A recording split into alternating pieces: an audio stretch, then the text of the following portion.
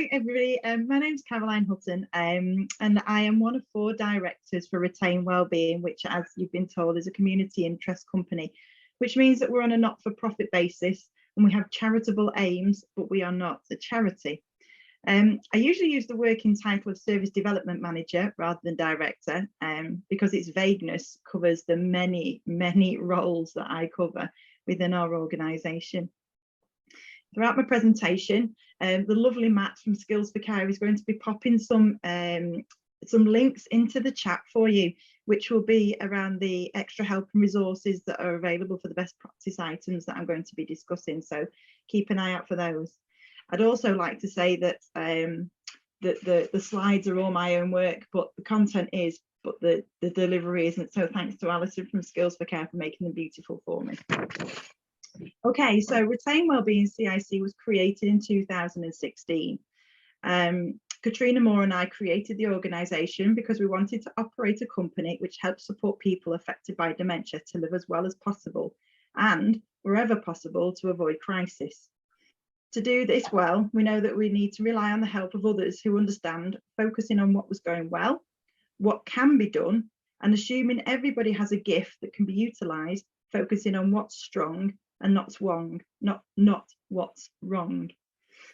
Our mission is to promote sustainable, compassionate communities through asset-based community development, and that was chosen by us right at the beginning and still remains our mission to date.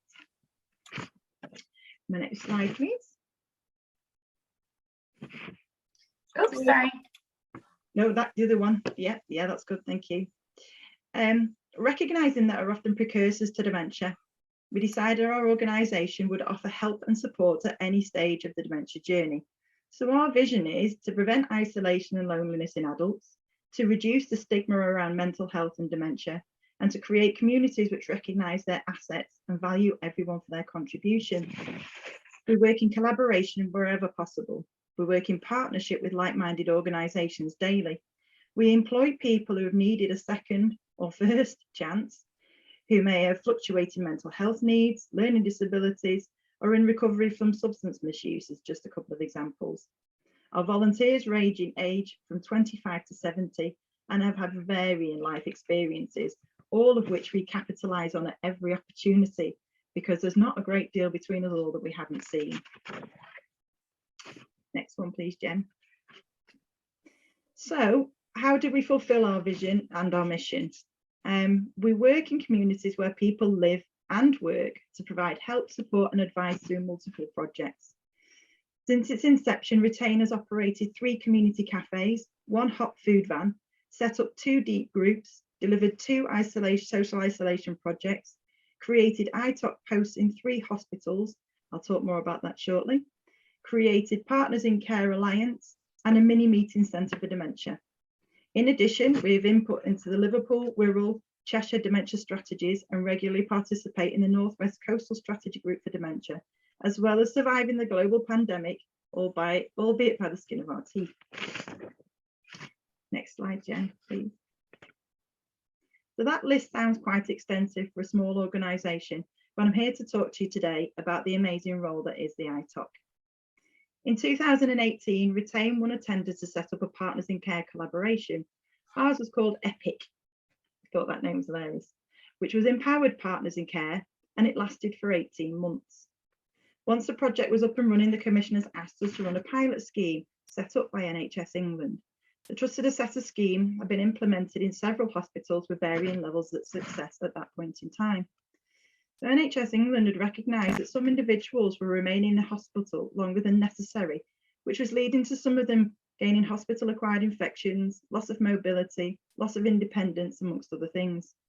The reasons were due to delay, while home providers found time to assess, often needing to attend crises in the homes before visiting the hospitals, homes not getting all of the information they needed, homes assessing 4 people when they only had 2 beds, missed telephone calls each way, a lack of knowledge of the environment of each home, and many other communication difficulties. We agreed to do this pilot on the understanding that the name of the role was changed. The title Trusted Assessor has been applied to many different roles, And on delving into the purpose of the role, it became clear that assessing people was not actually a requirement. Supporting with the transfer of care was, and so the title Independent Transfer of Care Co-ordinators, or ITOCs for short, because it's a bit of a mouthful. And we were first employed by us in March 2019. Next one, please, Jen. So what do ITOCs actually do? ITOCs support the smooth, timely, safe discharge of adults from an acute setting into the care of professional care providers once they've been deemed medically fit. They have the time to read all of the hospital notes, speak to the patients, families, care providers, as well as social work teams and hospital staff. This is a luxury that the majority of staff working in hospitals just don't have. We pull together all of the most pertinent information into one form and share it with those involved with the patient's care and those care providers whom we have been directed to. This form was created collaboratively.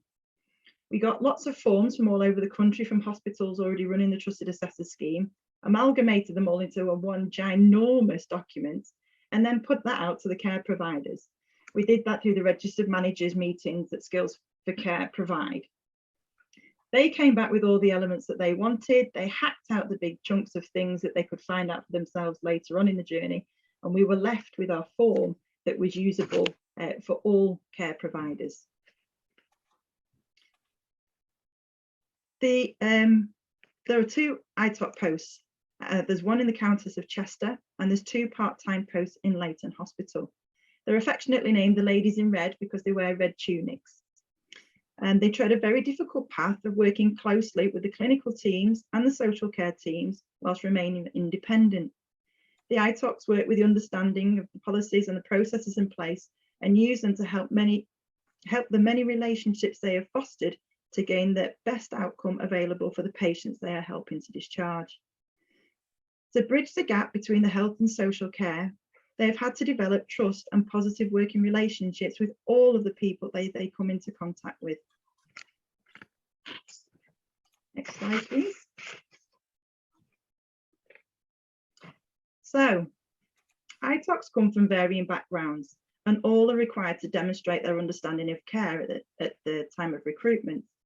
To date, though, none of them have had a clinical qualification and none of them have had a social care qualification because the roles do not actually require this. Therefore, ITOCs do not select the pathway for discharge. And also, to remain independent, they do not select the care provider nor the type of care provision required. There are many, many skilled and experienced and qualified staff already employed in the hospitals to do this. We do not reproduce work that's already been done in an excellent manner by somebody else. We literally fill the gaps of where things are not going quite so smoothly. Next slide, please, Jen. So some interesting facts and figures. In the first 11 months that the ITOCs were in post, we made a conservative net saving of £140,000 just in those 2 hospitals. The estimated bed days saved were approximately 3. That was the average over what we believed that we'd saved over all the different people who we'd helped and supported. £450 per bed over 3 days was £1,350 per patient. We've connected with over 60 different care homes, not only within our own borough, but outside of the borough too. There are some people who need specialist care and some of those beds are very limited in our area.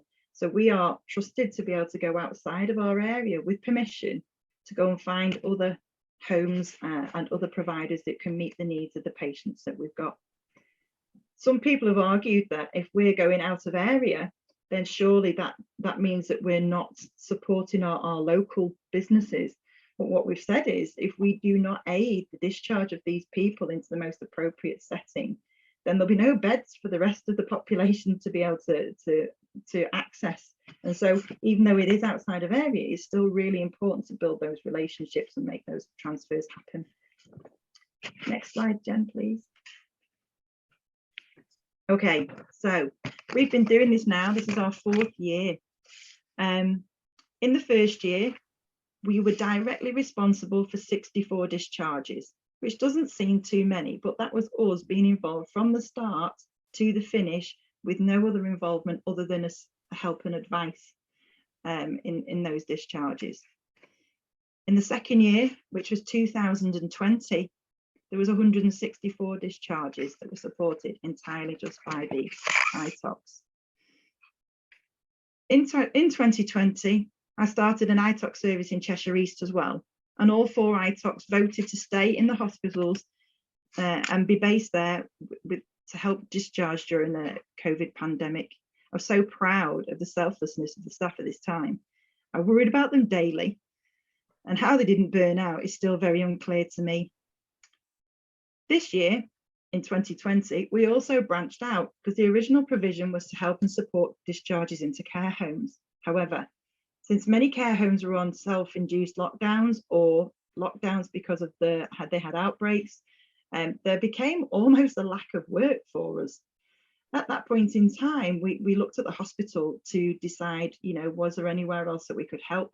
That's when we moved on to helping those who were receiving care at home, domiciliary care, and also reablement. So we almost switched teams because it was still important that we help those people be discharged out of hospital and into the right care setting for those individuals as quickly as possible and as safely as possible. So we then adapted our skill base and adapted the forms. We went to the domiciliary care providers and said, and what do you need to know? They said, we need to know if there's a key safe number. We need to know if there's a parking space nearby for the staff to use. We need to know if there's stairs involved. So we adapted all of the paperwork to take on board all of the new requirements that our customers were asking of us. Considering the discharges were a bit stop-start all year, 164 discharges is quite a significant number. The pressure increased in 2021 with the second wave, which increased discharges again, though we felt much busier than the 210 discharges we'd actually written down, which then caused me to go away and speak to the staff and say again, what are you doing differently? The way you talk to me, the information that you give me tells me you're handling an awful lot more than 210 discharges.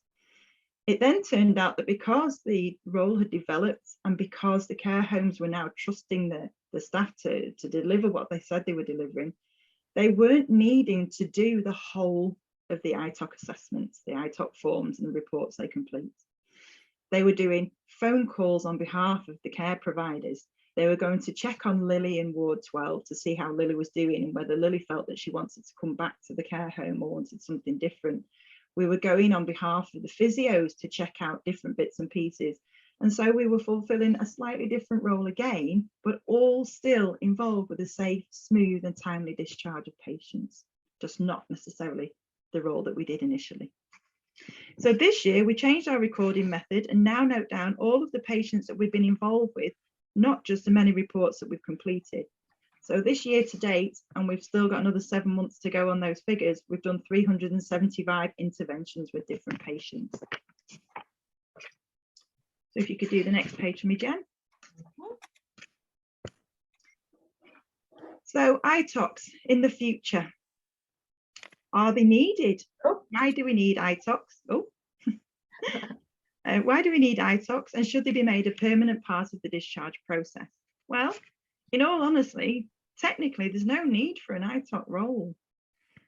A patient who's admitted and then treated, the care provider should be selected, should be able to come and visit as soon as possible, confirm that they can meet the needs of the patient, and the patient should then be discharged the following day with all the documentation they need. It should be a really, really simple process, but it's really never, ever simple. In reality, a shortage of hospital staff means there's not always someone available who knows the patient to ask questions of. It's quite often somebody will come in and they'll say, oh, can you tell me about Mr. Brown?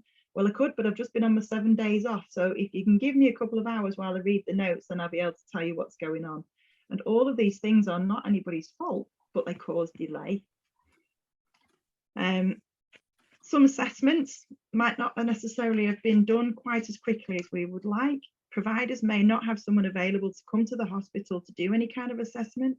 Pressure on beds means that extra pressure is on staff, which can lead to miscommunication.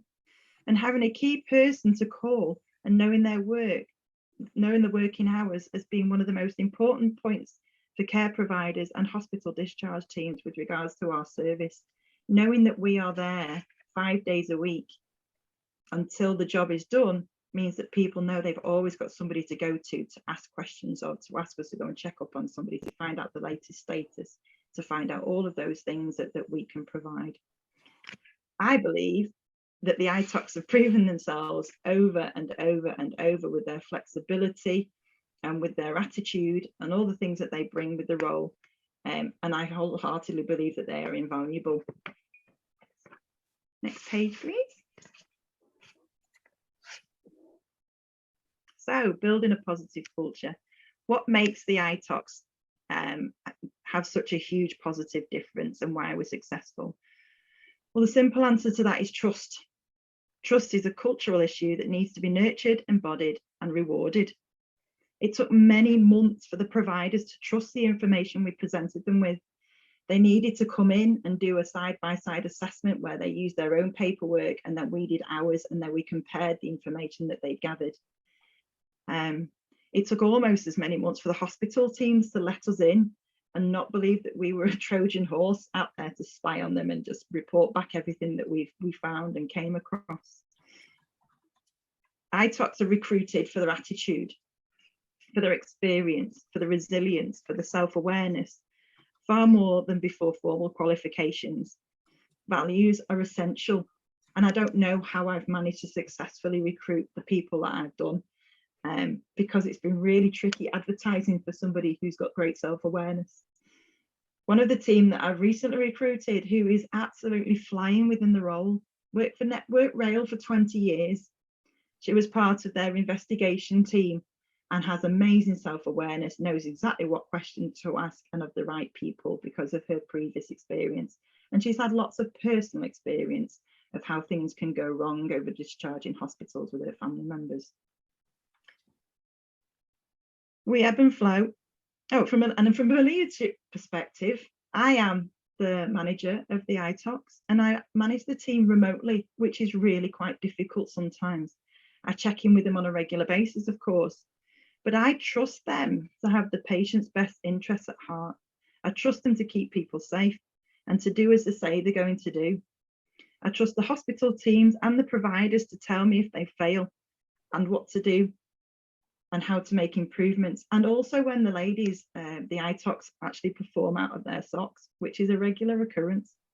The patients trust the ITOCs to stand up for them and to facilitate a smooth, safe transfer. And families put their trust in us to be there when they can't. Those that we work with trust us to do our role and to not throw them under the bus. There are opportunities and there are mistakes that are made. That's not to be mixed up with safeguardings, which we take on a very separate process altogether. But trusting people, nobody goes to work to do a bad job. It's just not in people's nature, especially when they're working in the care sector. So to create difficulties over something that was just a mistake and that can be rectified quickly, it doesn't help passing the blame buck. Because the ITOCs ebb and flow with the needs of the hospital. Caroline, just 1 minute. 1 minute, yeah, I'm nearly done. So because they ebb and flow with the hospitals, patients and care providers, they make such a positive difference, not just in terms of savings of money, but also patient experience, releasing beds in a timely manner so that others who require the inpatient support can receive it more quickly, and crucially bridging that gap between health and social care. So on my final slide, it just says, thank you very much for listening to me today. I'll happily send out the contact details for the ITOCs for anybody who's interested. And later, I will answer any questions that anybody's got, probably in one of the breakout rooms, no doubt. Thank you very much.